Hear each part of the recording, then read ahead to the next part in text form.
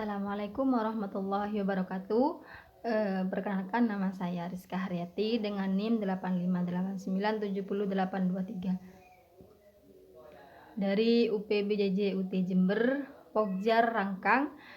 Di sini saya akan membahas tentang tugas 3, yaitu pengertian AOP atau Automated Online Proctoring. Nah, di sini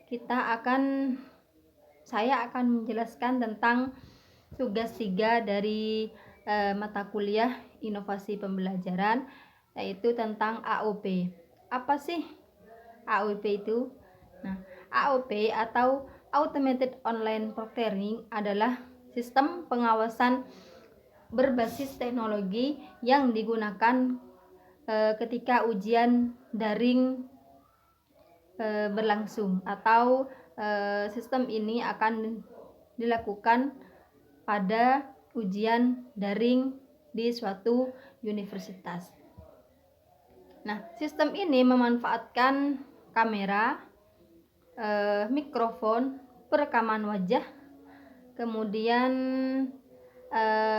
pengawasan oleh AI dalam melaksanakan programnya. Tujuan dari AOP yaitu memastikan ujian daring berjalan secara jujur dan terlaksana secara standar akademik. Bagaimana sistem AOP ini bekerja? Nah, di sini ada beberapa tahapan dalam pelaksanaan AOP atau pengawasan secara online ketika ujian daring. Nah, tahap pertama ada verifikasi. Ada verifikasi identitas, yaitu mahasiswa diminta untuk melakukan verifikasi data identitas dengan cara pengenalan wajah. Tahap yang kedua yaitu ada pemantauan selama ujian. Pemantauan ini mahasiswa diminta untuk mengaktifkan webcam, terus mikrofon, kemudian merekam layar, dan ada juga berfungsi untuk mendeteksi gerakan-gerakan yang mencurigakan seperti mencontek dan lain sebagainya. Tahap yang ketiga yaitu analisis sistem dengan AI. Jadi secara otomatis AI akan melaksanakan tugasnya dalam menjaga ujian. Yang keempat ada laporan hasil pengawasan.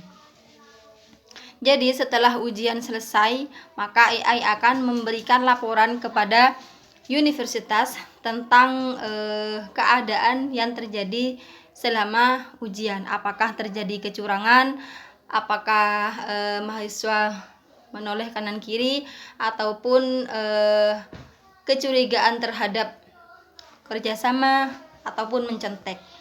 Nah, sekarang kita akan membahas tentang apa sih manfaat dari AOP. Automated Online Proctoring memiliki beberapa manfaat ketika digunakan secara benar. Yang pertama, mencegah kecurangan saat ujian berlangsung, karena dilakukan secara daring otomatis akan mencegah dari kecurangan tersebut. Yang kedua, meningkatkan keadilan, karena setiap mahasiswa sudah mempunyai atau memiliki setiap pengawasannya masing-masing. Yang ketiga ada mendukung jarak jauh ketika ujian. Jadi mahasiswa tidak perlu pergi ke kampus secara langsung dan bisa melaksanakan ujian daring di rumah masing-masing atau di tempat masing-masing.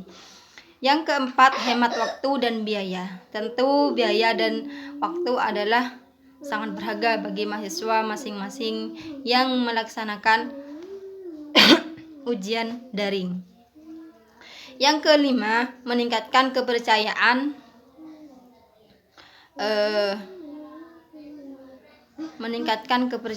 berbasis.